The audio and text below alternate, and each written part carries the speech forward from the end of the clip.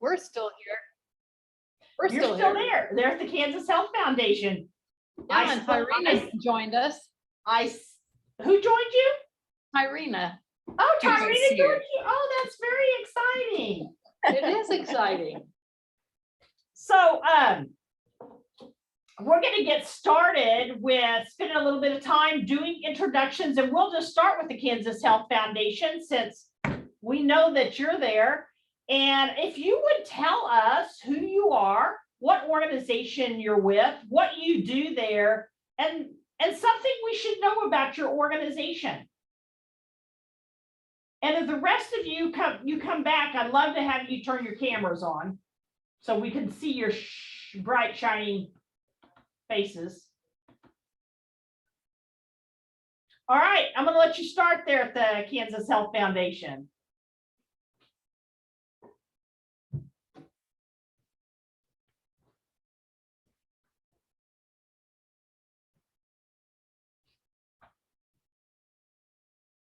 They decided to be shy all of a sudden. Don't be shy.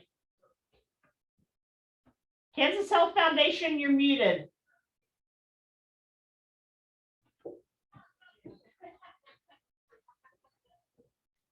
Okay, I'm sorry. That's all right. Well, my name is Tyrena Judy. I work at the Kansas Leadership Center. My title is Director of Finance. So I handle all the finances of the organization. I'll just leave it at that. I'm also a board member on the Nonprofit Chamber Board. The Treasury also on the board. And what was the other question, Cindy? Oh, What do we need to know about? do, or what do you do? Like, what's your real hair color? I don't know. I don't know what my real hair color is. Connie asked what my real hair color is. I don't know what it is. It changes. I leave it up to my hairdresser. So I don't know. Every time I go, I don't know what I'm gonna leave out with. So that answers that. And was it about the organization? I think that was it, wasn't it, Cindy? Did I answer everything? Does. You're supposed to say. Yeah, what your organization does. Oh, okay. Well, Kansas Leadership Center, we call ourselves an educational center.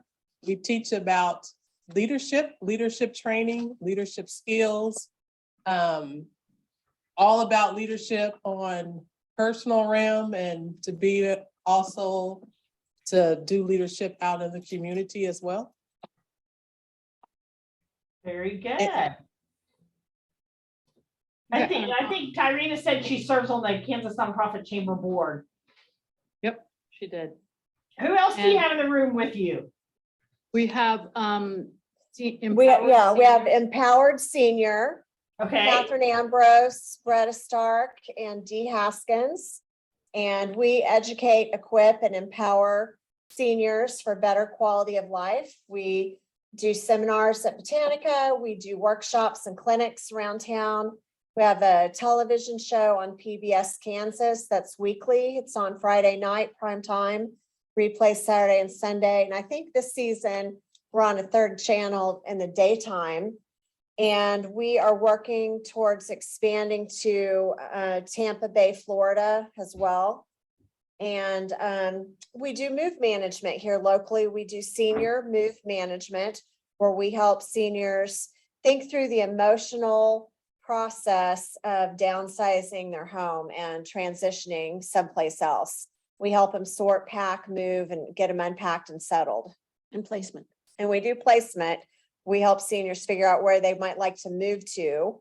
And so we deal with all the overwhelming challenges involving late life and late life mature tasks. Very good. How many of you knew what Empowered Seniors does? No, nobody. Good. That's why we do introductions. I love for nonprofits to learn what other nonprofits are doing. So thank you all for participating today. I'm going to go over to Bonnie because she's right beside me, at least in my Zoom box. Hello. Second week here, like I literally just started last Monday with Peace Connections. And what we do is we seek to inspire transformation and empower families to create lasting change in our own lives and their community by building relationships, resourcefulness, and resilience. Very good. And what's your role there, Bonnie? I am the associate director. Very good. Thank you so much. Did anybody else know what Peace Connections did? Okay, now you know. Candy, you're up next. So I'm Candy. I'm with the Mulvane Recreation Foundation. I'm the new development director. Up until this year, it was in name only, but we provide fiscal sponsorship for community organizations for community improvement, youth services, and conservation education. Very good. Thank you so much. Did anybody else do what Candy did? I know I keep asking. I want to jump over to Lisa. Should I come over there and do it, or should I just unmute? You can, wait. Is there a weird echo? Oh, there is. Here. Oh, hello? Can you hear me? Cool. Hello. My name is Lisa Payne, and I'm the founder and executive director of Juniper Arts Academy. We are a nonprofit that provides fine arts education for kids who are in foster care or the juvenile justice system. And so we work in Sedgwick and Harvey County right now, and we do instrumental lessons throughout the week. And then we have a choir and a specials program on the weekends that connects our kids to the community, the wider arts community, and also allows them to just gain a variety of skills. Thank you, Lisa. And then also in the room with me is, no, you're fine. Hey, I'm Sarah Robinson, and I work for the Kansas Nonprofit Chamber, and I'm your membership coordinator. So contact me if you need something. That's my job. So let me do my job for you. Thanks. Thank you, Sarah. Who else do we have online? Frankie, are you there? There's Frankie. Yes, I'm here. Good afternoon, everyone. I work at the Urban League of Kansas office in the 67214 zip code area.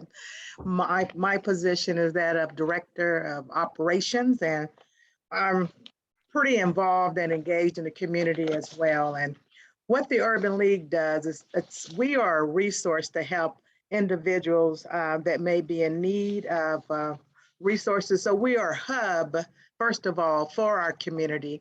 And that's why I was really pleased with the last presentation that I heard.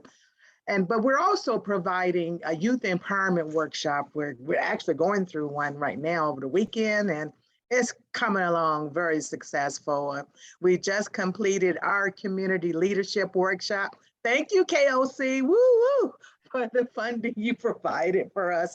It was very successful as well. And we're in the process of rebuilding our housing program. So we have several individuals within the community that I'm working with and rebuilding that resource as well. So I'm glad to be here. Thank you, Cindy, for the invitation.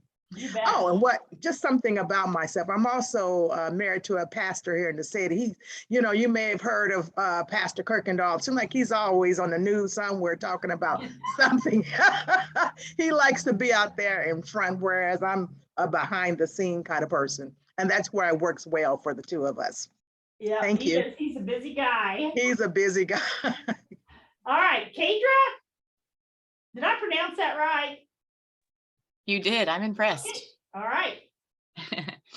I work for the Bird City Century 2 Development Foundation, which is actually a community development foundation based in Bird City, Kansas, clear in the extreme northwest corner of the state. Yes. And I work, Taryn Carmichael is also on the phone. She's our executive director. Or at least she's here. She might not be sitting there right now. I'm not sure. And then I'm about, a month into administrative assistant. And so I'm just kind of dipping my toe in, absorbing information and feeling it out. So tell us a little bit about what you do. Oh boy. That feels like a Taryn question. Yeah, Yeah, I'm actually happy to tag team if I can. all right, Taryn. Well, Tag yeah, team. my name is Taryn Carmichael and Kadra kind of did the introduction there. I'm the executive director for Bird City Century 2. We work together. Our community foundation, Bird City is a population of about 450 people. Our community foundation does many things within our community. Our asset size, we're about probably a $12.5 million foundation. So big foundation for a small community, which allows us to do a lot of different projects. And we have our hands in a lot of like economic development projects like housing. Right now is something we're heavily focusing on, looking at co-working spaces, that sort of thing, to grants, scholarships, growing our funds and everything. So we're kind of all across the board, very busy. And Kadra and I both tag team a lot of those. We have another person to help us in office with real estate. Our foundation owns real estate in our community, like a daycare that we help facilitate and everything. Well, we own the property, but we rent it to the daycare board to like operate and everything. And then we have a business incubator that allows businesses, we have it set up on a tiered kind of schedule for like rent. So if it's a new business or existing business looking to grow, that business incubator idea helps that business kind of get on their feet, get clientele, grow. And then at 3 years, hopefully they're stable enough that they can either move into their own office or whatever that looks like. So yeah, it's all exciting things up here. Well, it sounds like you're doing great work in Bird City. Thank you for participating. Yeah, thank you. Rachel?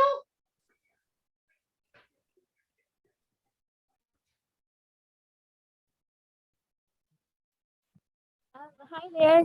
I work with Family Promise of Wichita, and we do outreach with homeless families or emergency services for families who face homelessness. I've only been there a couple weeks, so it's been an interesting experience learning about what they do and having the opportunity to help with that is really fun. Very good. And Rachel, what's your role there? I'm a Vista, so I'm doing graduate coordination, trying to keep the families that graduate from our program engaged and kind of create a sense of community. Very good. Well, thank you for participating. And I'm going to go over here to Alicia.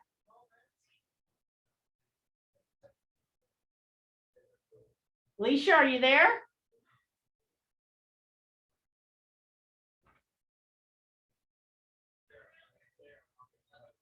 You are breaking up a little bit. I'm breaking up.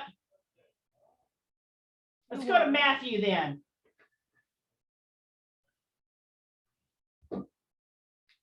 Matthew? Hi, my name is Matthew Coleman, and I'm a Vista leader with the Community Engagement Institute at Wichita State. So I was previously a Vista volunteer, and I was going to share a bit about that tomorrow when Angela does a short presentation about Vista. But what I do as a Vista leader is I help recruit new Vistas. I help mentor and guide our Vistas that are currently working with us.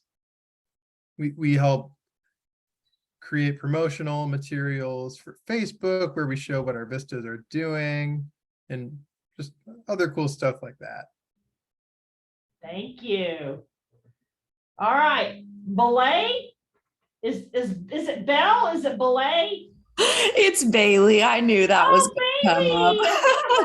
Hey, how's it going? I'm sorry, Bailey. I was Hey, trying that's so totally far. okay. It's totally fine, but it is Bailey. I Okay. am actually a Vista volunteer. I've talked to Matthew and Nicole that are on here before. They're some people I've been connected with, but I work with ICT Food Rescue. So I am their receiving agency advocate. And I'm actually really excited to talk about it for a second because I feel like it's a nonprofit that a lot of people don't know about in Wichita. So what we do, we recently started calling ourselves food brokers. And I feel like that instantly clicks for a lot of people. But if it doesn't, because it didn't for me, what it is we essentially are working to end food security in our community. So we connect with places that have unavoidable food surplus. And then we kind of liaison our volunteers to go and rescue these food items, and we coordinate where they go. So typically it's somewhere like a foster home or a youth home or a sober house. We have currently 18 receiving agencies that we are working with, and we have a lot of cool projects happening right now that are hopefully going to allow us to expand pretty rapidly over the next year. But that is what we do in the Wichita area. Thank you, Bailey. And I'm always telling people about ICT Food Rescue because I feel like so many organizations don't know about ICT Food Rescue. And I know I introduced them to It Takes a Village, which has group homes here in Wichita. And they have made such a huge impact on feeding the teenagers that are housed by It Takes a Village. Really have helped impact and reduce their food costs. So great work. Thank you so much for making that connection. Like I said, a lot of people don't know about it in Wichita, and we're hoping to change that over the course of the next year. So yes, talk about us all you can, for sure. Thank you. Yes. Thank you for the work that you do. Absolutely. Okay, and then we have Nicole Brown down here. Nicole, are you there? I am, thank you. Like Matthew and Bailey said, I am a Vista leader, so down at the Community Engagement Institute. So we, like Matt said, just are kind of making sure that our visitors are doing well and coordinating them and coordinating new vistas and all that good stuff. So it's quite fun. Very good, thank you. And then we have Erin down here at the bottom. Erin?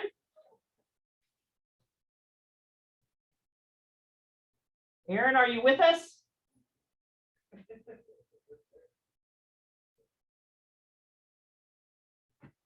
Well, Erin might not be with us. All right, well, so I'm just curious, does anybody want to share what they feel like their biggest challenge is going to be for the rest of this year as a nonprofit?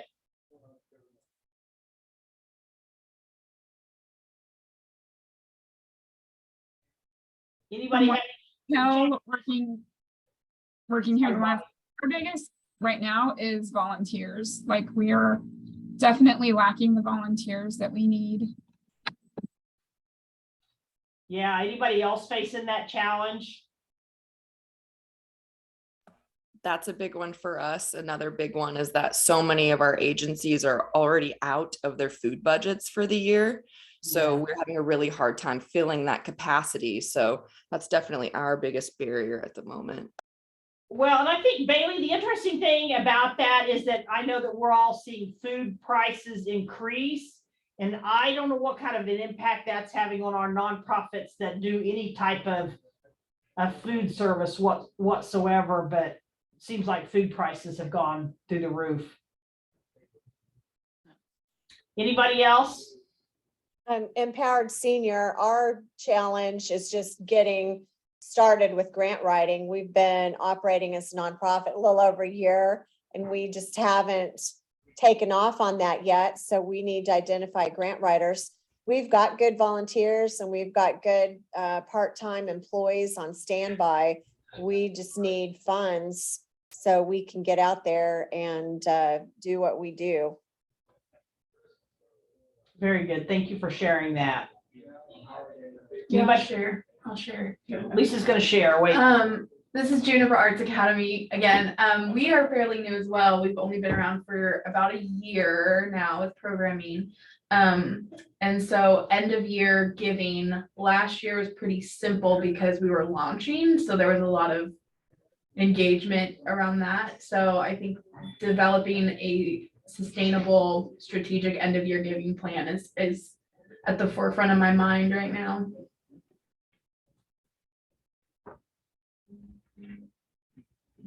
Thank you. Thank you for sharing, Lisa. Anyone else? All right, we're going to take about 5 minutes. We're going to have our panel get set up real quick here. Our panelists are just showing up for the panel presentation. I don't know about you, but I'm excited about the panel presentation. It's been a goal of mine here to get young professionals out on nonprofit boards in the community, get them engaged, teach them through our board member matchup, how to get engaged on nonprofit boards. A lot of our nonprofit boards, it seems like they're aging. And so we'll have some young professionals here that'll get set up here in just a minute, and they'll share with you about their nonprofit board experience and certainly give you the opportunity to ask some questions if you're interested on how you get nonprofit young professionals to serve on your nonprofit boards, and how do we engage some of those younger people. So give us about 5 minutes and we'll get them in here and we'll get started.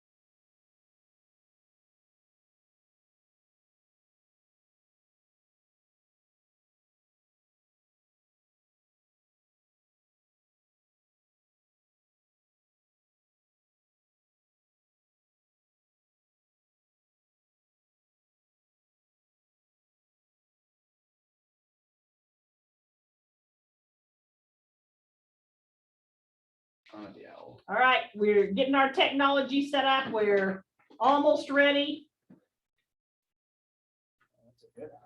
I know that is a good owl. We have an owl. Does anybody else have an owl? Do you have an owl at the KLC? No, we don't. I don't think so.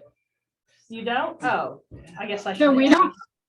don't have one here, but at the health department next door, I was actually in one of their meetings last week and they have one, and that is the coolest thing ever. I really want an owl. I want to own one personally. Just to use for family conference calls. No, and- no, no, just, you Simple know, family meeting. because they're very cool. And I tell you what, with technology and the way we meet and stuff these days, I mean, One of the gentlemen in the meeting kept talking just so that it would focus back on him. And then he started waving his hands around just so it would focus back on him. It was quite funny. Hilarious. You want to Sorry, I sit took there? your- You I want to took your sit there? chart. You want to sit over here? I can sit over here. It's okay. Yeah, should be fine. Oh, she's probably moving around. and like, where do I go? I'm just trying not to be in the way. You're not in the way. We have the two other ladies jumping on Zoom. Valerie should be here. she's I coming haven't here. heard from Hannah, We're so. waiting for other panelists.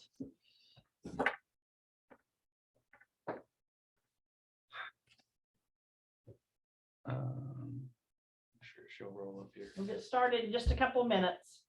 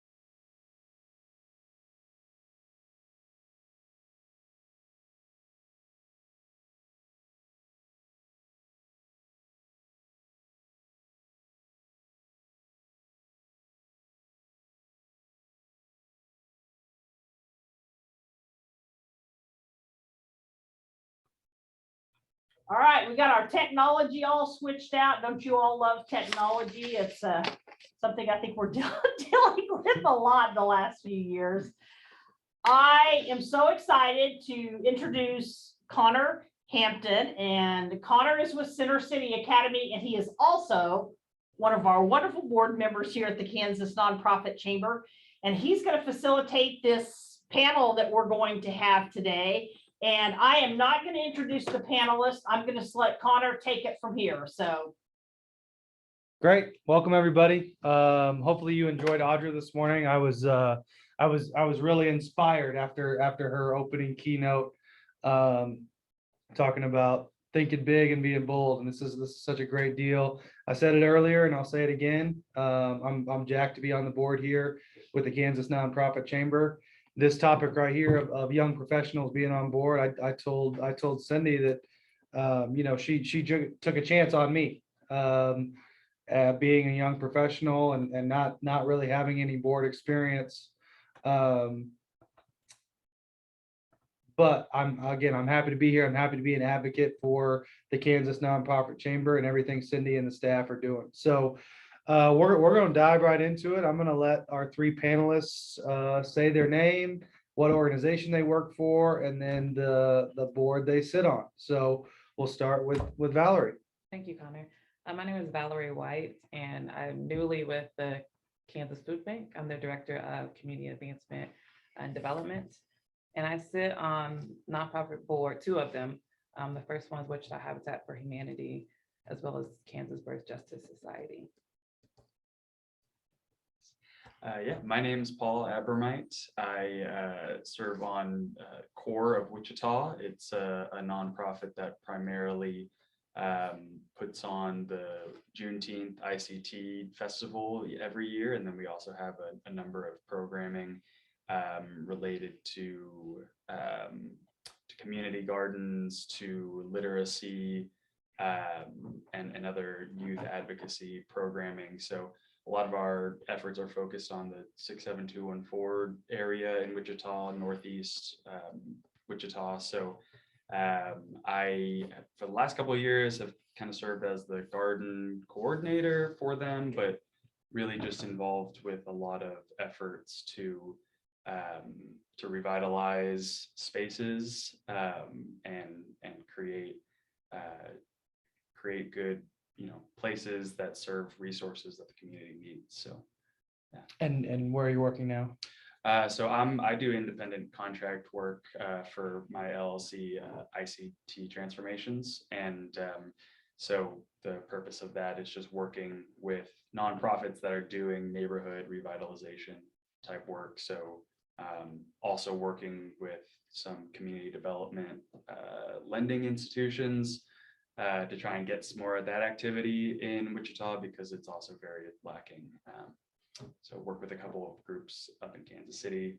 AltCap is one of them. They're a CDFI, and they're trying to expand into Wichita, primarily serving minority-owned businesses and other disadvantaged entrepreneurs that otherwise might not qualify at a traditional bank. So so if anyone's interested in that or knows of someone who might be interested in that, they can reach out to me about that too. Julio. Hi, well, yes, my name is Julian Montes. I'll try not to give the full resume here, but I work at the Kansas Leadership Center as a creative services manager. I'm also a technical advisor for the Kansas Hispanic Latino American Affairs Commission. I am also a new DEI consultant for the Kansas Creative Arts Industries Commission. And I serve on the Tallgrass Film Festival board, which is happening this week, just a quick plug. And I would consider us the premier film festival in the Midwest. Great. Well, the reason why we're talking about this topic, what I see is a need for all of nonprofits across the state to have young professionals on their board. And I don't see that a lot. Is that your experience as well? I mean, as a young professional, how often are you approached for a nonprofit seat? I'm not particularly sought after often.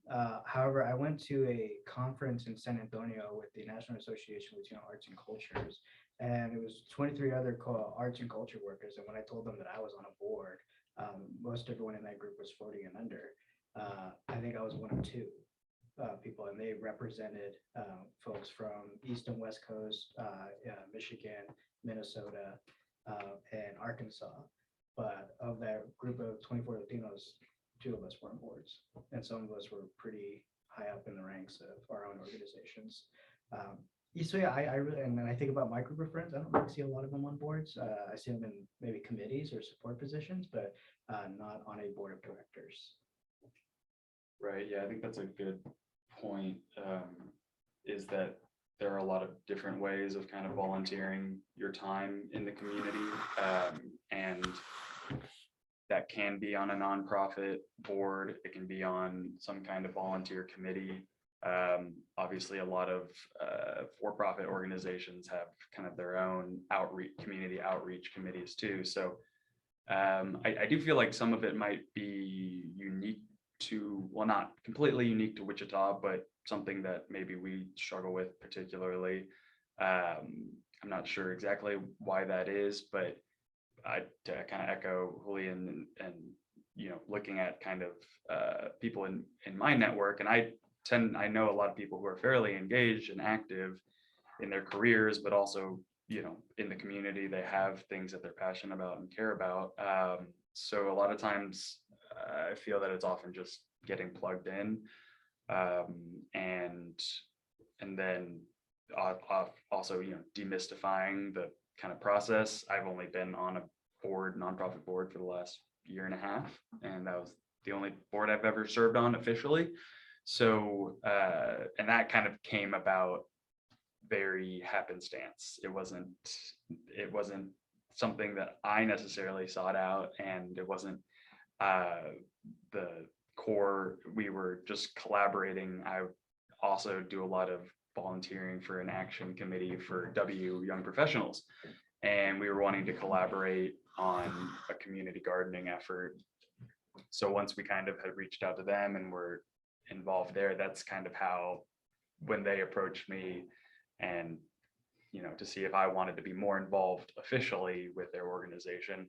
So even that, you know, if it just kind of came up out of the blue, so to speak, and not necessarily because it was sought out after. Sure. Valerie, what about you? And I agree. I have similar experiences, both Julian and Paul. I don't see very many young professionals on nonprofit boards in Wichita, but also I would say the older the nonprofit, the less likely there's a young person on their board. Older meaning the organization, or older Yeah. meaning the The folks who are organization. okay. Interesting. Because, you know, Wichita, one thing special about Wichita is their nonprofit family. And so it is a special place, a special thing Wichita has, but just from my experience, the older the nonprofit, the less likely you'll see a young person. And like Paul said, I've only been on a board since this year. So I got nominated to both positions this year. Yeah, and I'm the only young person on one board. But the newer nonprofit, you know, there's more young people, more women, more people of color. Yeah, I would kind of agree with that, because even so, Core of Wichita is less than 10 years old. It's founded by Danielle and Brandon Johnson, and everyone on our board, I believe, is under the age of 40 or right around there. So actually it isn't unfamiliar for our board. We're also a completely working board. So that's, you know, differentiates us a little bit insofar as everyone on the board is already kind of a leader in the community, and a young person who probably has an initiative or probably has a mission that they want to forward. And Core has been a good way for some of us to kind of collectivize to achieve some of those missions that we have. But it's a different format. Not all boards are, you know, some are more advisory boards, some are you know, more kind of board of directors and things like that. And then you've got the kind of more very volunteer, hands-on working board, grassroots, very, very grassroots. So yeah, they're different. Yeah, because that's interesting, because like, as I think about it more too, like I can name that people are part of like advisory committees or things like that, but what they don't have is a power to vote and a power to move the organization. And also, you know, the responsibility of looking at budget and looking at these other things that, you know, have a really big effect on an organization's impact. Because you can judge an organization's impact by their budget and what do they care about, what are the dollars speaking to. Not a lot of people I know have that power to veto something or to stop a meeting and have that conversation with some real power. Yeah, and I think the common misconception is that young professionals can't provide the economical support that another board member could, right? So like, that's the whole idea of, well, maybe we won't have any young professionals because they can, you know, they're not going to give $10,000. They may be able only to give $250. And, you know, I think that's when we talk about diversity, equity, and inclusion, right? I mean, just because someone can't support in an economical way doesn't mean that us young professionals can't support a board in all the other ways, and I think that's where I've tried to be a little bit different when in growing our board is like, no, we need everybody a part of this puzzle. So to that piece, Julian, talk about the reasons why or the ways that young professionals can support the organization when you're on the board. Well, I think it's considering the audiences that you might be representing. So depending on the kind of board that you're serving on or the institution that you're serving on, like in the example, and how I exist at Tallgrass, like I'm thinking about Latino audiences, people who are new to film festivals, where this is, this doesn't really happen in a lot of different places. So I'm thinking about like, what does access look like for them? I'm asking questions about that. And I'm getting curious about and trying to, grow some capacity and look at it in such a way that like I'm trying to grow capacity to some of the other functional pieces. So trying to pair what is already operationally happening with opportunities that might be coming down the way. Like I know this is Latino Heritage Month. And like we have a film festival right in the middle of it, and we're doing great things with that. And like part of my role is to think about, oh, what's another natural connection next year that would make sense in the budget, would make sense for us to do in a programming way and a culturally sensitive way. It's also in my role to help kind of move pieces of my community into that space, while it's my, it's my role to provide some protection, direction, and order as I make that connection. But it's to help bridge that community a little bit, because this is an awesome thing. Again, flexing festival, please come. That's a great board member. I mean, Right. if you can plug twice in one panel, that's pretty impressive. Just So, tell Melanie I'm doing well. But I think it's really just like short of the huge financial giving. Like I work at a nonprofit. We all know what that means. I'm not making that much more. And my board has done a lot of great things. Not my board, but the board I'm part of has done great things to try to make sense of like, how do we get younger voices, more diverse voices, and knowing that like the story out there is like, oh, I need $1,000 to come do this thing. Whenever I know that I want to make an impact here, think about other ways, because really what they're trying to appease, or a piece of what they're trying to appease, is the foundation piece of seeing a board that all of them are giving financially to that organization. And as long as that's being met, the dollar amount is moot.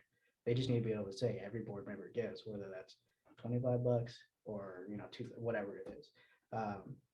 But helping navigate that piece of the conversation of like, if you want other people that are like me or come from the same cloth as me, this is what we might need to consider different, and being in that room to help elevate that conversation and keep it moving, even when it's uncomfortable to do so. So Valerie, tell me, kind of to that same question, what are the different ways that a young professional what are the different things that young professionals can bring to boards and bring some value? Yeah, in my experience, I won't say it's always the case, but we can definitely show up. A lot of times some board members can give the big gift, but they're too busy to be at the smaller events, to show up, be in all the committee meetings, every board meeting. And so that's one thing that I do, is I make sure I show up, I make sure I volunteer, and I'm able to meet all the expectations of a board member. Awesome. So Paul, tell me, what do you like about serving on the nonprofit board that you're on right now? I appreciate, again, I kind of mentioned it a little bit earlier, but I think there are two sides to it. One is, I have some of my own kind of closely held missions I'm passionate about, and that I want to see move forward in the community. So for instance, again, I'm really passionate. Sorry.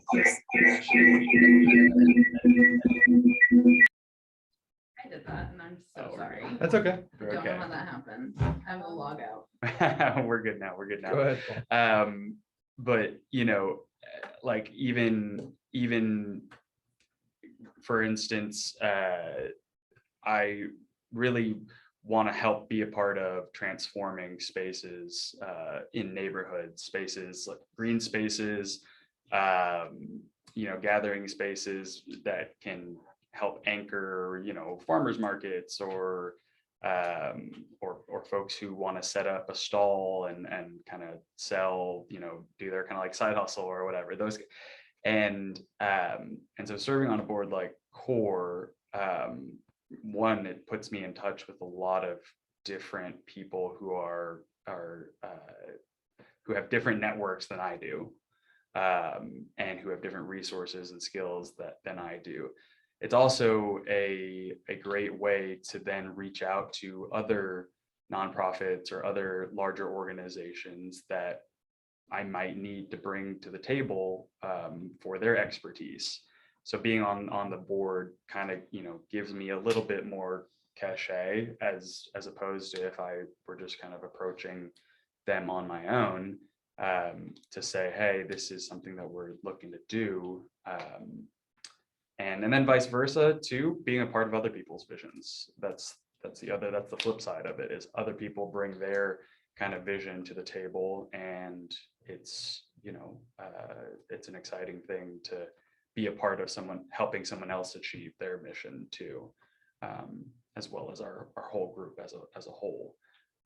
But you've got the organization, and then you got the members who all have their own kind of visions of what they want to achieve. So. Leon, what about you? What do you really enjoy about being on the board? I just love that I'm able to pair my professional experience in leadership development and exercising civic engagement type practices with this body of work in arts and culture that I really love. Like, I'm not going to try and plug it a third time necessarily, but like, sounds like a plug. It's a low key plug. But this idea of how culture is represented and how it's showcased, I love movies for what they can do and what they can communicate. I'd love it if more movies were about people like me or about my community.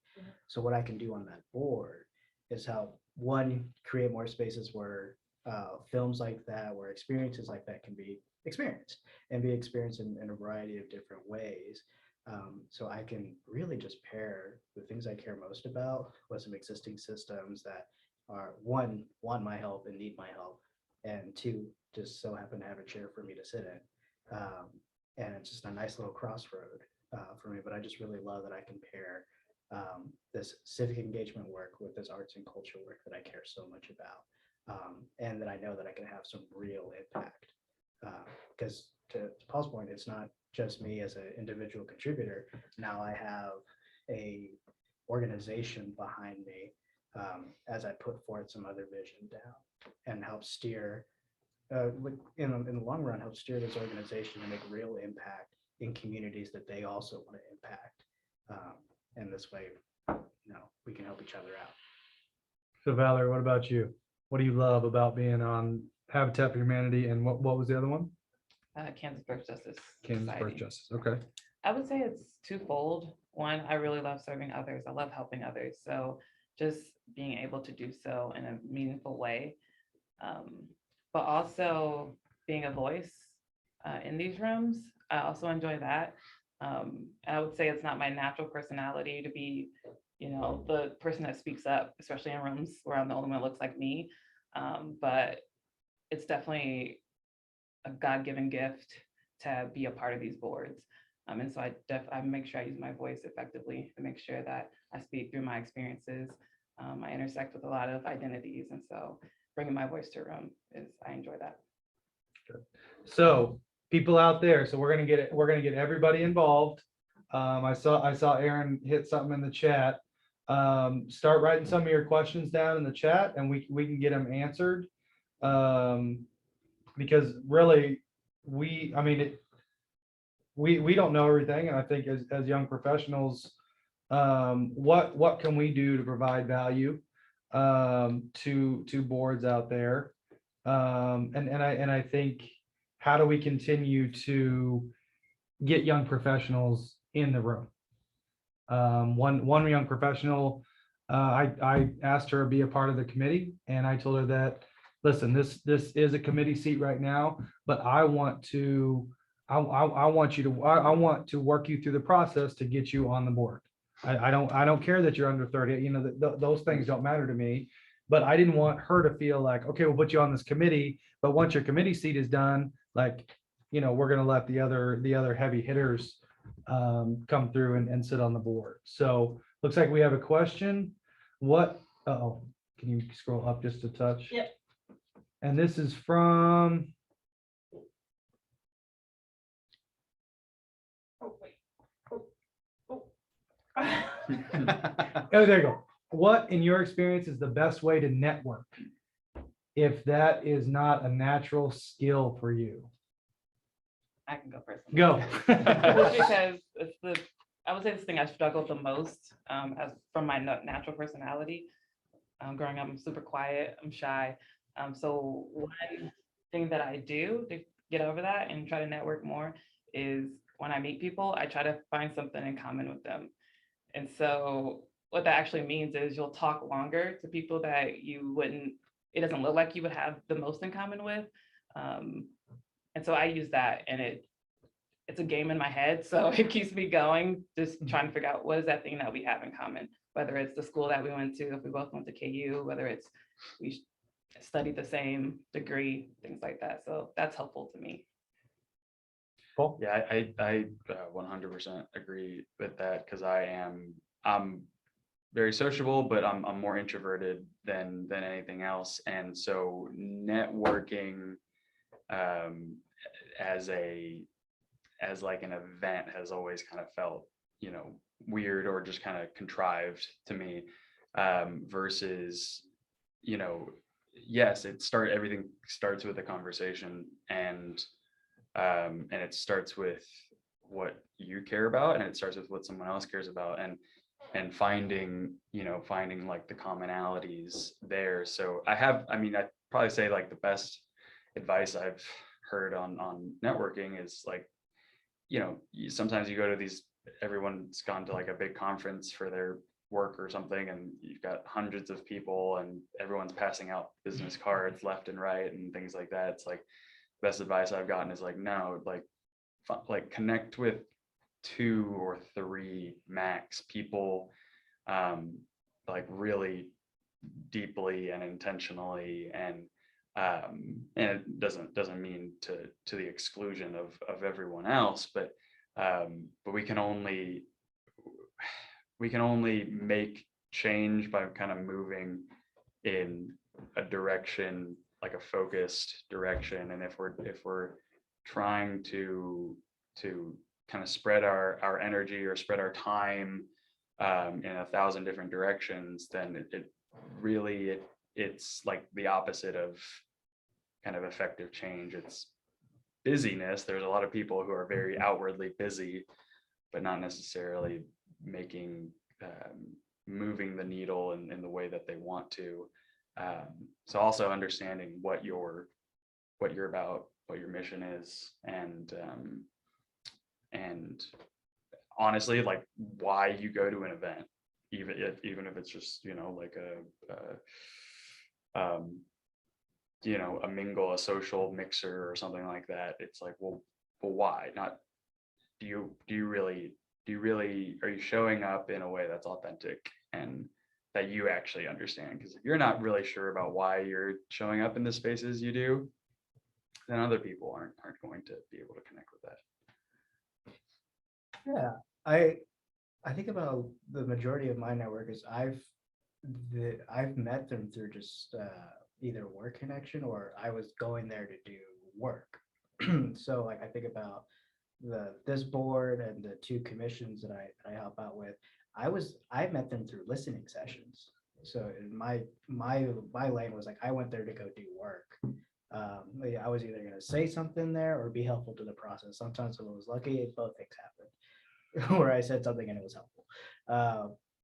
So I think about in the way that I network is like, what work needs to get done in this space. So whether it was like a cleanup, whether it was like a listening session for the commission or some other type of meeting where work was happening, where I knew if I could, like, I had a to speak or to do some work, do like go pick up trash or whatever.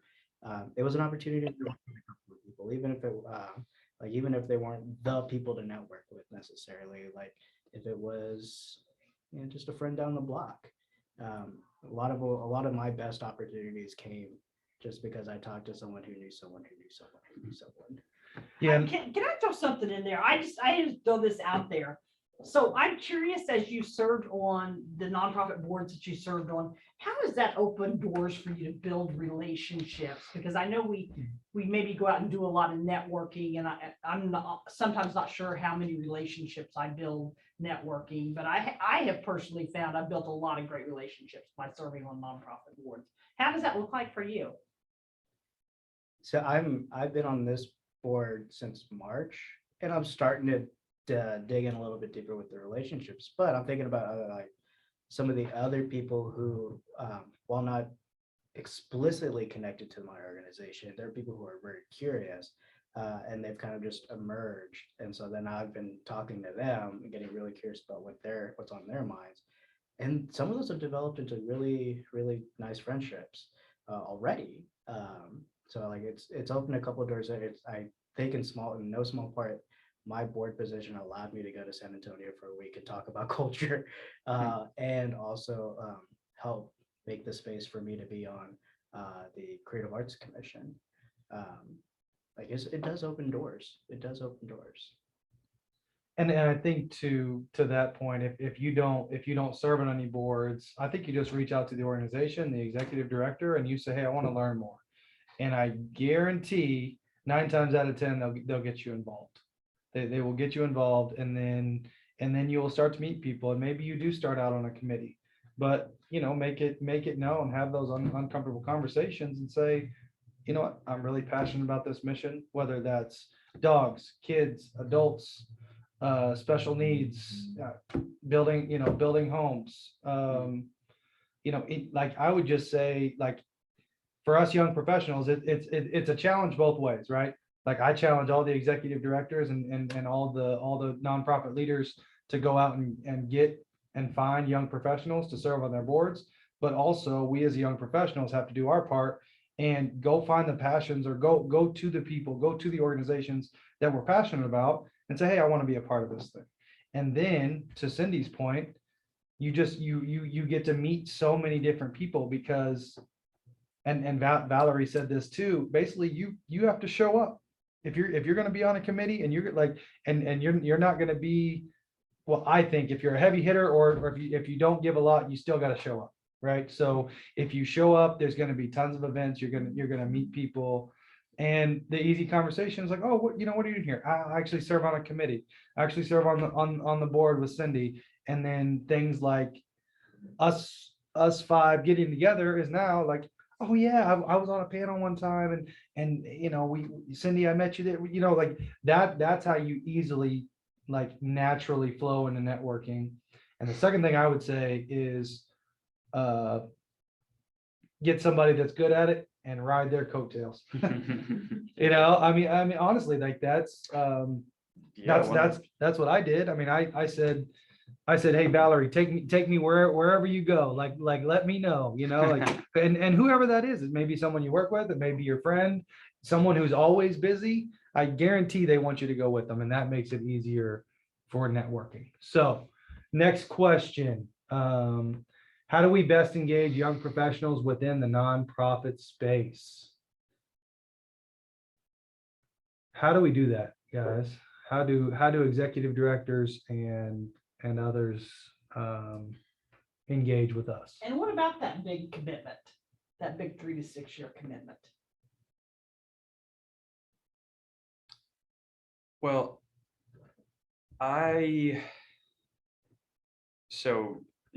think that's a fair consideration, and that's not something that I've necessarily had to consider is a longer ask as far as a commitment goes. you know, ours are roughly 2 years, and, you know, hopefully renewing that and continuing on. But I guess I would say, I think finding more ways to kind of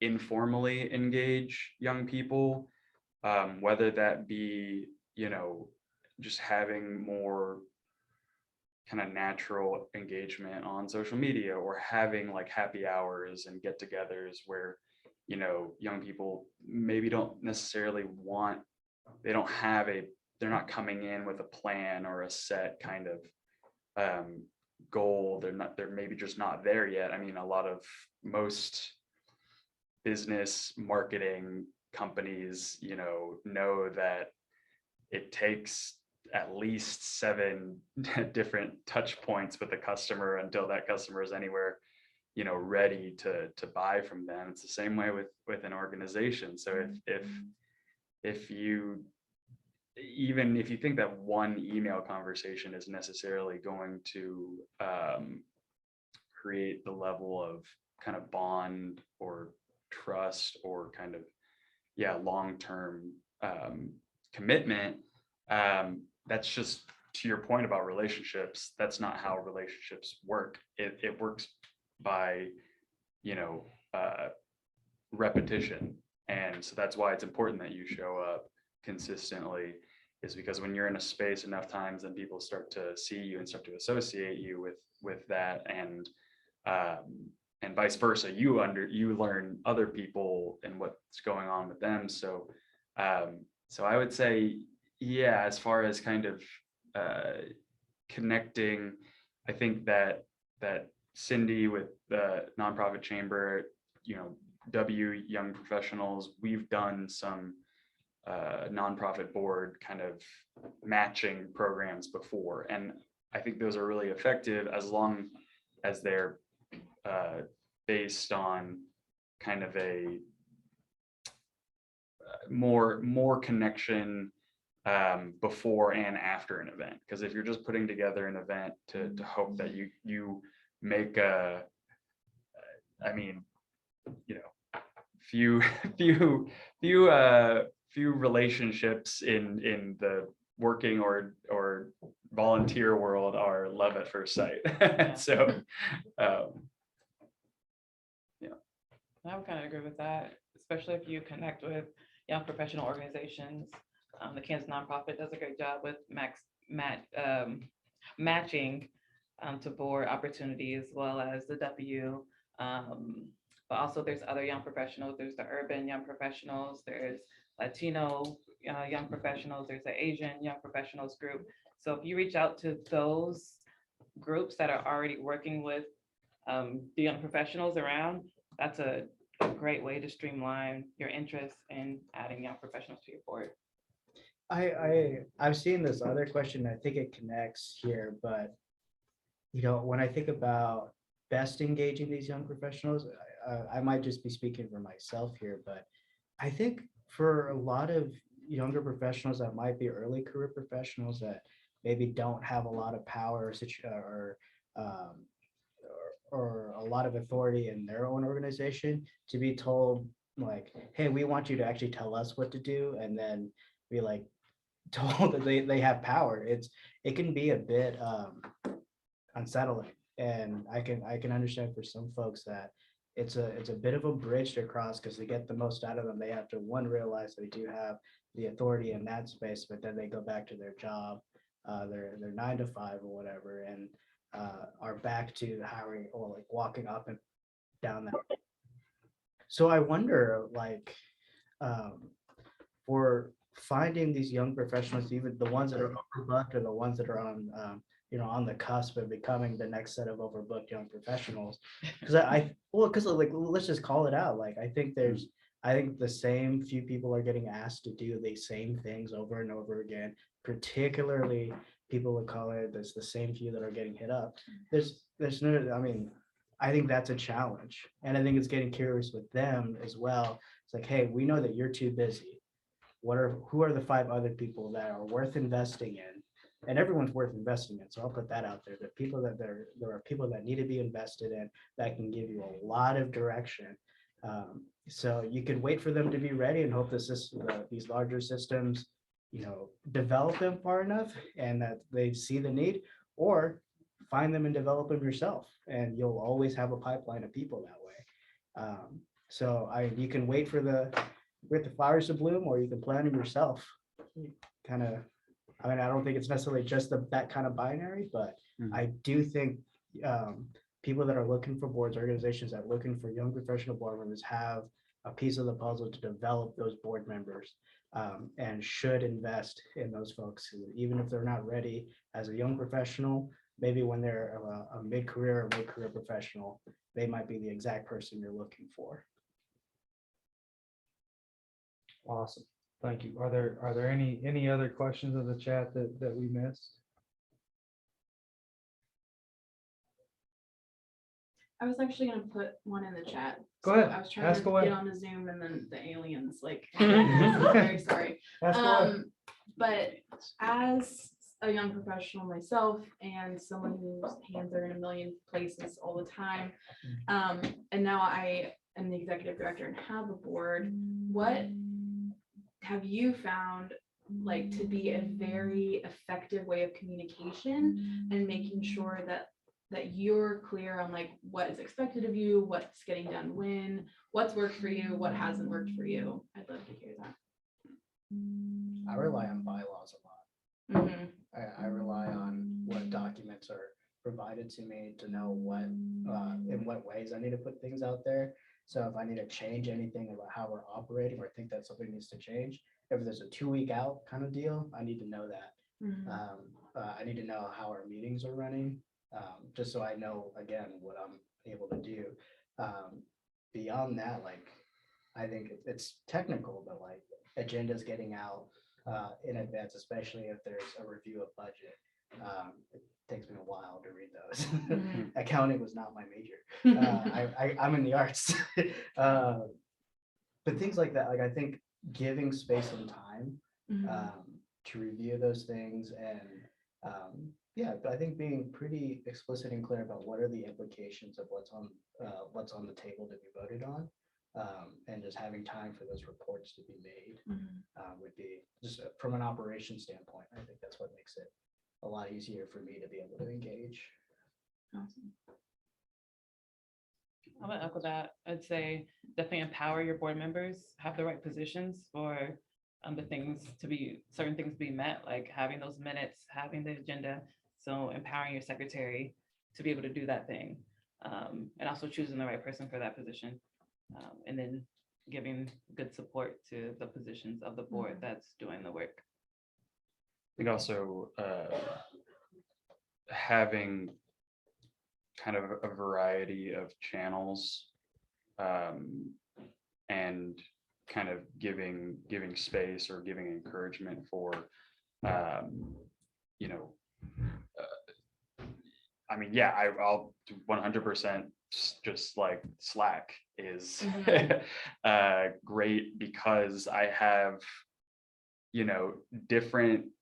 different things that I know is a conversation for the whole board versus things that are just a conversation for myself and another member, or a couple of different people. And then also that means too, making time and space to get together with those individuals regularly or semi-regularly, outside of the kind of regular all board member meetings. So yeah, just having those communication channels open and utilized often. And I think to that point, you got to meet people where they are. One of my board members is 85.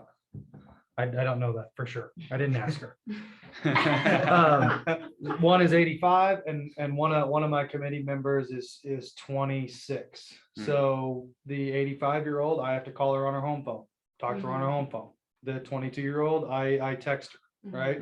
So like 22-year-old, 21, whatever she is, she doesn't look at her email.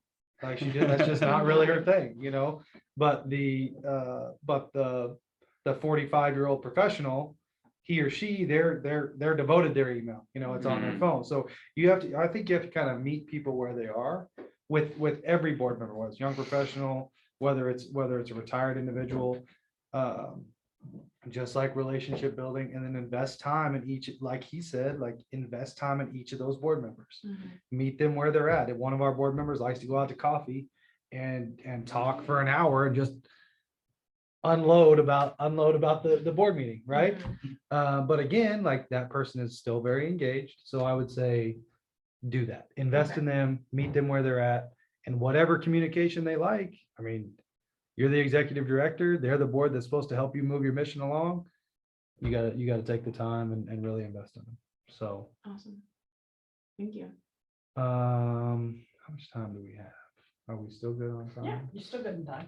Okay. Are there any what is the best way to connect with you all? Well, I think we kind of Personally? yeah. You saying like you want Julian to be on your board, or what is it, Bailey? I think Bailey, yeah. okay. Bailey, you want to take your microphone off and ask a more in-depth question? Yeah, I was typing furiously trying to get back to you, but this is much easier. Yeah, no, what you're saying is just super interesting to me, especially about boards and diversity. And we're currently trying to build a board that reflects our community, but you know, we're obviously facing a lot of barriers when it comes to like scheduling conflicts, what diversity actually looks like in our community, and making sure that we are accurately representing that.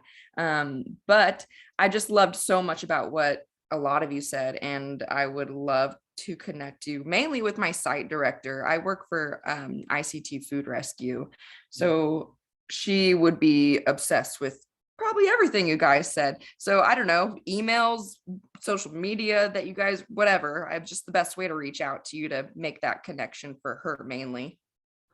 Well, Bailey, you can hit me up, or anybody can hit me up. It's my first initial, Paul P. Abramite, last name 93 @gmail.com. So shoot me an email. I also know Stephanie at Food Rescue, so that connection's already there. But yeah, no, I mean, I seriously, I think oftentimes too, it's just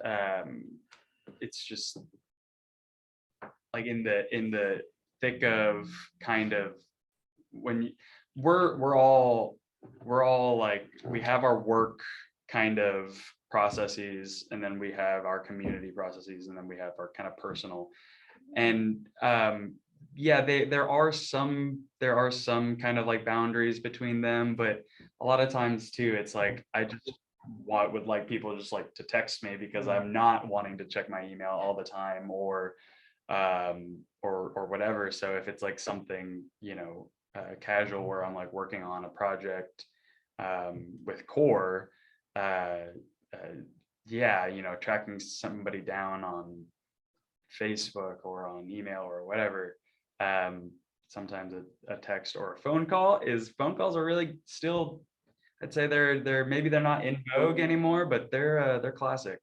They'll never go out of style. So Valerie, did these boards approach you, or did you approach them? How did that work? So I was approached by both boards. I would say with Wichita Habitat for Humanity, I showed up to their events. So they had a CEO that left last year, I believe, last year, Ann Fox. And I went to her retirement party. I met her. She invited me to a gathering about a book discussion. I went. And so I was engaged with the nonprofit. And then by the end of the year, when the new CEO was looking for boards, she used references from the previous CEO, Ann Fox. So that's how that one came about. The Kansas Birth Justice Society, actually got connected with them through, you know, work. And so I engaged with them to apply for grants, to support their mission in that way.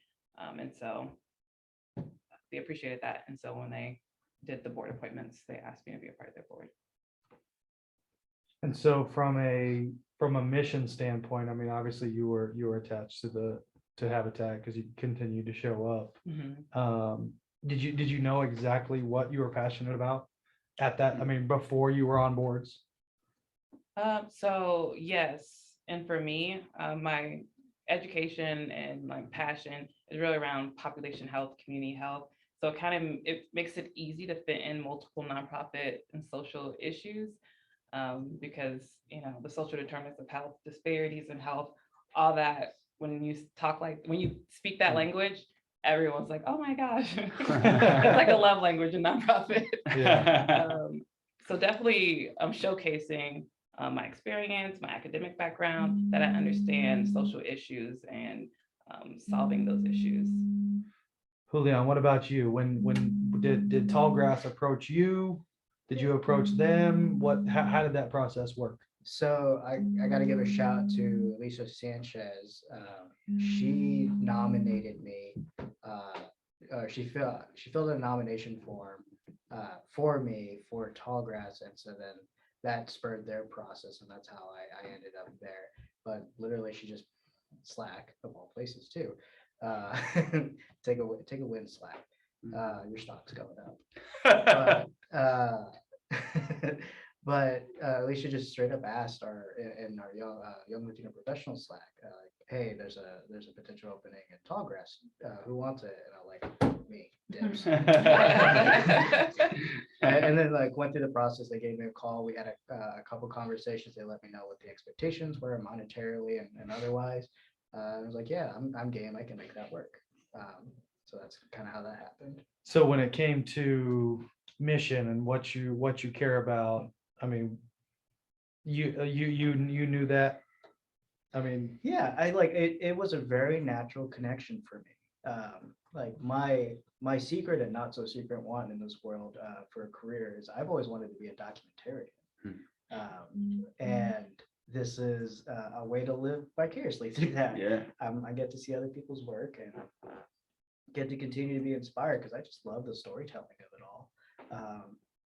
And so to be able to support a nonprofit that essentially that is what they do is it's kind of a professional dream made come true. Can't say that I 10 years ago was like, you know what, I want to be a board member for a film festival. That wasn't on the radar, but this is a beautiful inadvertent opportunity to exist in that space and to support it. And it's been a really good thing for me developmentally, and it warms my heart. What can I say?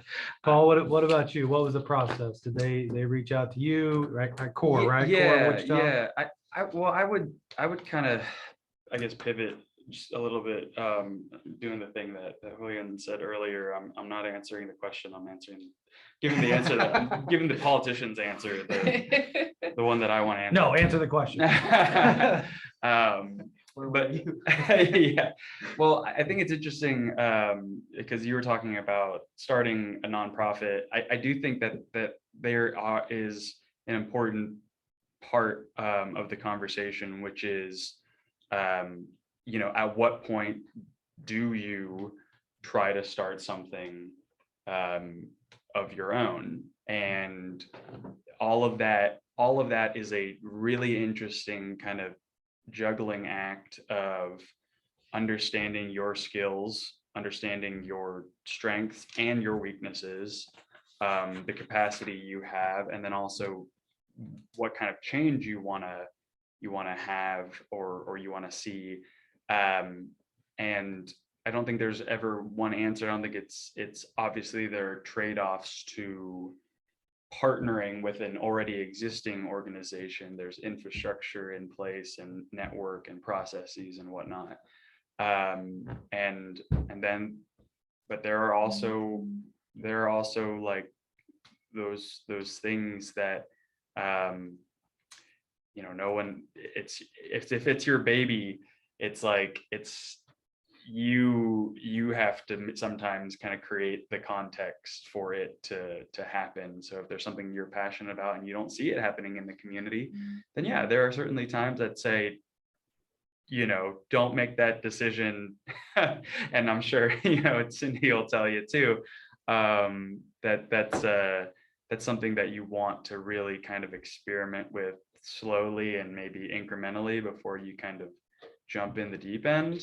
And that's why it's been really positive for me to be engaged with some different organizations they share some of my interests, and then there are ways that I can keep developing myself and keep working on my skills and helping further a mission, while also contemplating how and when I need to start some of my own groups. And it doesn't have to be a nonprofit. I mean, there are a lot of groups that don't have to operate under a 501c3. I mean, it's, there are definitely people too who partner with nonprofits under kind of a, fiscal sponsor kind of a model.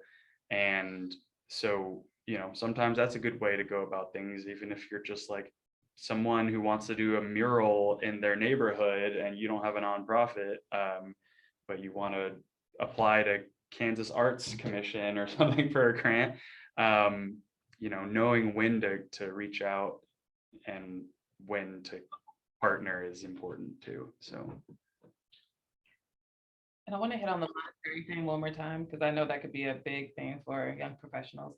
One thing that I did do is, like, if you have a boss or a mentor or just a really good family friend, invite them to fundraising events, because you may not be able to give that 5,000 at the event, but if you fill your table, it makes up for it. Yeah, so like with some board, so like for Tallgrass, I hope I'm not out of line to mention this, but one thing we're talking about with new board members is, what do they need to pay versus how much do they help fundraise? So like, if I think in years past, it was like, $1,000, and it's gone down steadily for that board. But like, just to name that, like, there are other ways to fundraise, whether that is your circle, or if, like in my case, we're selling tickets, like if there's a way for me to like, get a comp code for it and send that out, or just there are other ways, but to be mindful of the boards that you are applying to or being asked to apply to, that financial piece is a huge bit right now, particularly in this economy. And as much of an impact as we want to make, we got to eat too. So So I have a question. So now that you each have served on a nonprofit board and you have a little bit of nonprofit board experience, what would make you really want to serve on some nonprofit board in the community? And what would make you say, no, I don't want to serve on that nonprofit board? I mean, curious. how spicy are we allowed to get? I think what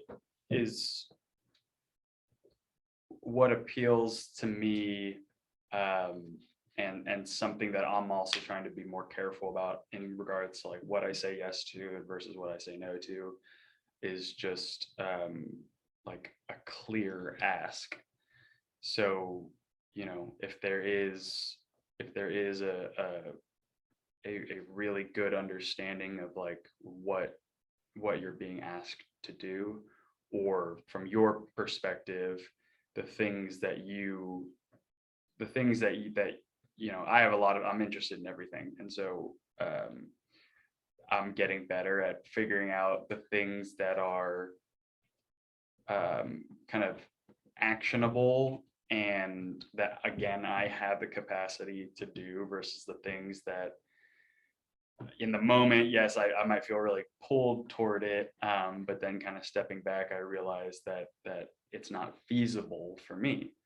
So yeah, just having a clear ask, I think, as an organization that's approaching people to be involved, is going to be a lot more attractive than just kind of, hey, we need bodies. We need bodies, and that's it. Will you be, you know, one of those bodies? It's like, well, even if it's really exciting work, like if it's not a clear, like, what are you asking me to do, then it's just a recipe for getting overwhelmed and burnt out.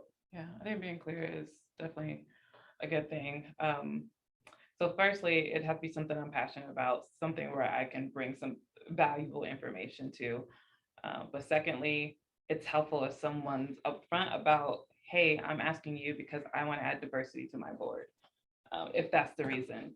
Because, yeah, I'll just be transparent in that to say, if your reason for asking someone is to add diversity, definitely lead with that.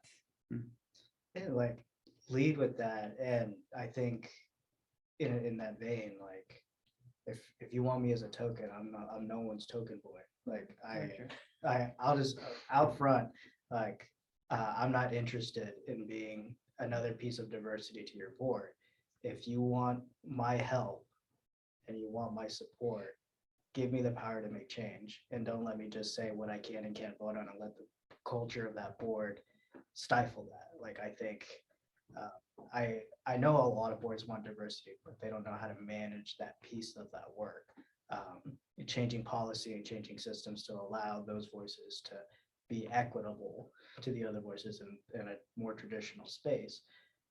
So again, if you want my skin, you gotta do more. You gotta do more than just say you want diversity for me. I'm not here to play diversity games. I'm here to make change. I like that. I did ask how spicy. It was Yeah, spicy. It was spicy. He got spicy. So I invited Hannah, and I wanted, for this panel, I wanted people that have been on boards, sit on boards now, young professionals, but I also wanted a young professional that wasn't on a board. She does serve on a committee. She works at a nonprofit, but she's not on any board. So I kind of wanted to get her perspective. Is there anybody out there that is a young professional that doesn't sit on any boards? And if you don't want to raise your hand, I understand that. But I do want to get that perspective out as well, as someone who isn't sitting on board and is a young professional right now. I actually do not sit on a board right now. Okay. If you want to use me. Okay, so have you been asked to sit on a board? Yes. You have. Okay. What was that process like? Well, I've been asked to interview to be on a board. I guess I have Okay. not received the official board offer. It was an email. And I didn't have a lot of connection to the organization. So I'm still interested in the potential of it, but it's not at the forefront of my to-do list. Gotcha. And outside of that one, how many times have you been asked? None. Not very. So that's kind of the point of these like uncomfortable conversations is most of the young professional that I asked to be a part of the committee, she said yes right away. And I think you were sitting right there. I think Valerie was sitting right there when it happened. We were just at a function and I said, hey, do you sit on any boards? And she's like, no. I was like, well, do you want to be a part of a committee? She's like, absolutely, I'm in. And that was like the easiest ask. And I said, so, I mean, I know you like me or whatever, but she's like, well, no one asked me. Like, I've just been waiting for somebody to ask me to be a part of a board, be a part of an organization. And obviously, the mission had to fit for her. But she had just never been asked. So, so I think now I want to get into, we have 15 minutes left, is that right? Yep. Now I want to get into the uncomfortable part, the spicy part of this. Oh, we weren't already there? Yeah. So, let's go. so as a ghost young pepper, spicy. professional, okay, what are the things that you would like to tell executive directors and people that recruit for boards, for nonprofit boards? What are some of the uncomfortable things that you want to bring up? Like, to these nonprofits and to these people that are building boards? I dove in last time first, so I'm gonna let y'all do that.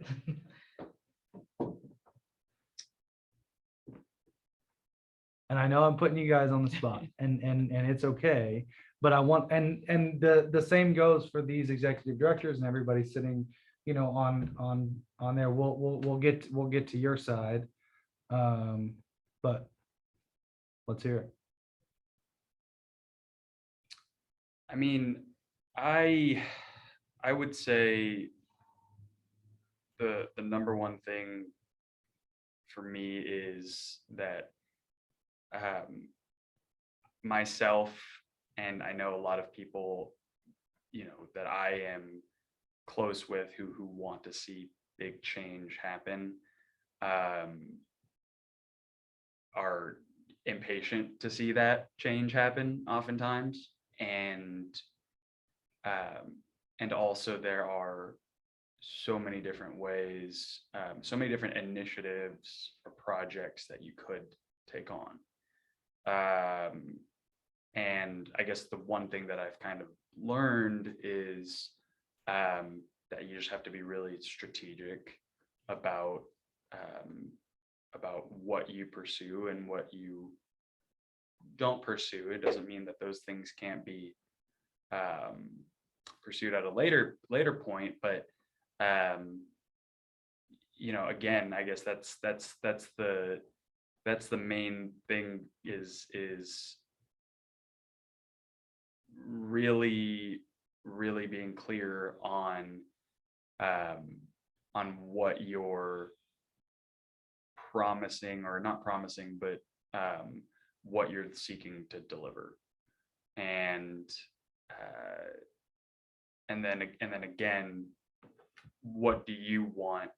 What is your mission?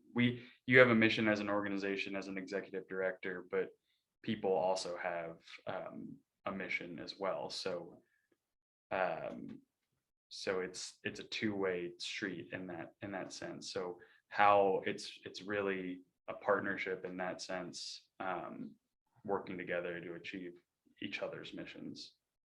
So what does that look like, and how is that going to look like on a day-to-day or week-to-week basis serving on the board? I would say if you want your output to be diverse or diversity, or if you're already serving a diverse population to be successful, your input has to also be diverse and diversity. And so that might mean hiring people of color, hiring women at leadership positions. Because what I've seen is, there's mostly white males, in your leadership positions in nonprofits, but they're serving, a very diverse group. And so in order to do that effectively, you're going to need the voice of diverse people outside of their free labor of asking them and surveying them. Yeah, I always wonder about for the kind of input that people want in these boards. And I kind of mentioned it earlier, but I think the same people are getting asked to do the same work, which I totally get. We're, on one level, we're crunched for time and we need people quickly. And the short view of it is here's my short list of, here are the 5 Latinos that I know that are doing great work. Here are the 5 Black folks that I know that are doing great work, Asian, whatever the column you're looking to check in that diversity column. And there are so many people that are eager to serve. And with a little bit of investment and some support, they'll be the best board members you have, bar none, because they know how much it means to them and how much it matters, especially for the nonprofits that are serving impoverished communities or serving pieces of the community that need a lot of support. Find the people in those communities, invest in them, develop them, and they'll be the best board members you have. I get that for some boards, a lot of their funding comes from their board, and there's some gaps there.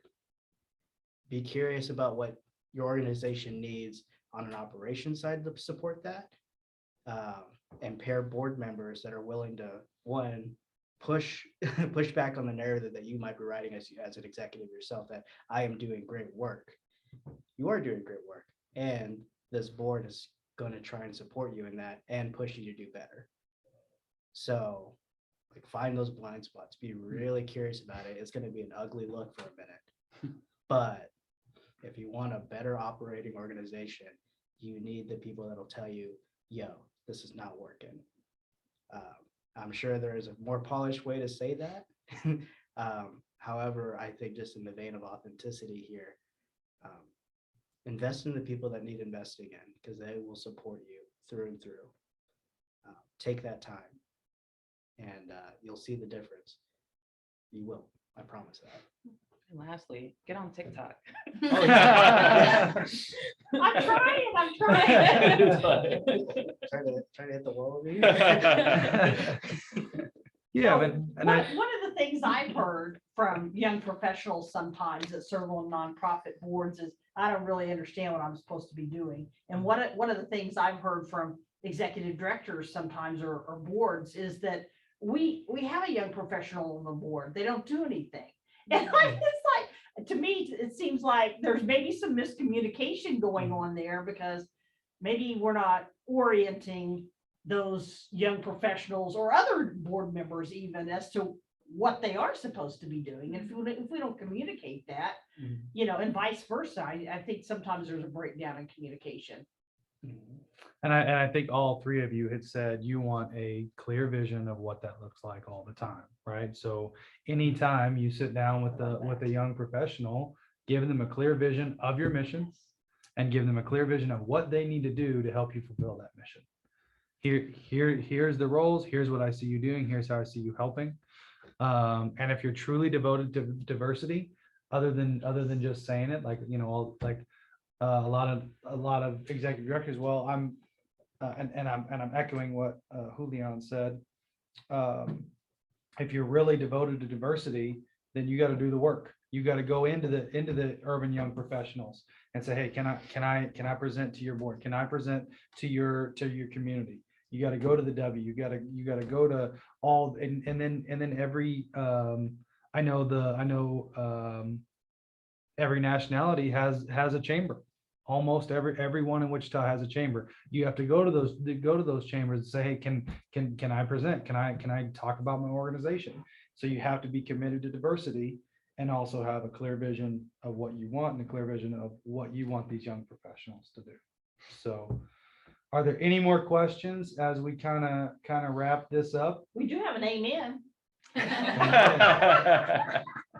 So yeah, I'll just give you about 20 seconds if you guys Okay, we have. got a question at the Kansas Health Foundation. Hi, when I was on a board up at, in Montana, they had, annual training for board members. Do you have anything like that, Cindy, where you provide training for board members to tell them what it is they were supposed to do? We do. We have a whole board university. As a matter of fact, we have an all-day session coming up that will be all the sessions that we offer over an 8-month period. We have coming up on October 15th on a Saturday from 9 to 2:30, I believe. And we will give you all the ins and outs of all the things that you should know as board members. Good, thank you. One of the things that the nonprofit chamber board does is on our agenda every month, we have some kind of board training. So we talk about some aspect of whatever it is that our board members need to know. So that's another way to kind of build that in over time. Whatever happens to be happening that part of the budget season or, whatever it is, you can concentrate on those topics that board members need to be reminded about. So I have a final question. I did this with Audra this morning. I listened to a podcast called The School of Greatness by Lewis Howes. He asked a question at the end of every podcast. And that question is, what is your definition of greatness? And so I want each of you to answer pretty quickly if you can, because I know we're running short on time. But who wants to go first? And what is your definition of greatness? I'll go first. I would say my definition of greatness, just on the spot, would just be being better every day, and then collecting that and being better every week, being better every month, being better every quarter, and being better every year because of that. So that would be my on the spot definition of greatness, is just being better all the time. I think my definition of greatness would just be someone who's being honest with themselves. And we all fall short. We all have ambitions, and we all, are in the process of becoming the people that we truly want to be, or that we truly see ourselves as capable of being. And no one's perfect.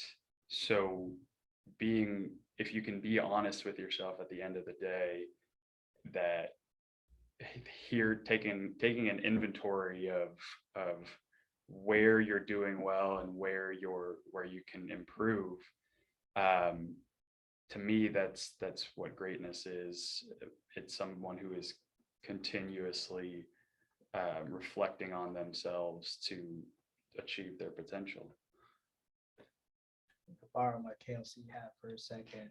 In that, like, I think greatness is defined by the individual. However, I think greatness is also found in the process. So in that vein, it starts with you and it must engage others. That's what greatness is. Well, I listened to the podcast for over a year, so I know mine like right away. But mine is bring others with you.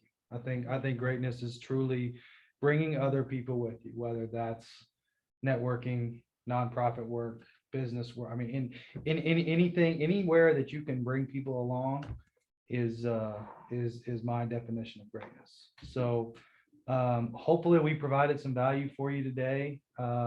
We got a little spicy, a little bit uncomfortable, but that's okay. I think that's good, and I think that's what we have to do to continue to grow as a community, as a state, and definitely as a nation too. So with that being said, I think the young professionals are out. So Can we give them a big hand? They're coming through. No, thank you all so much for coming in and sharing about your experiences on nonprofit boards. As I mentioned earlier, it is a real passion of mine to get young people engaged in nonprofit boards and develop the diversity. And I think so often nonprofit organizations, they're just not sure how to do that. And so sharing your experience and your expertise has been fantastic. And thank you, Connor, for moderating that. He's our own token young professional. Our token, Connor. Thank you. You've been relegated to not young. Right. We appreciate you all attending today. Tomorrow you can join us back again at 8:30. We have developing relationships and collaboration through appreciative inquiry, using donor stewardship to maintain your audience and grow their support, growing your organization with support from the AmeriCorps Vista volunteers, building thriving organizations through empowering diversity development, and HR trends in the nonprofit world. So all those are coming up tomorrow. We look forward to seeing you tomorrow, and thank you for joining us today. Have a good evening. Thank you, guys. Thank you, ladies. This has Thank you. been delightful.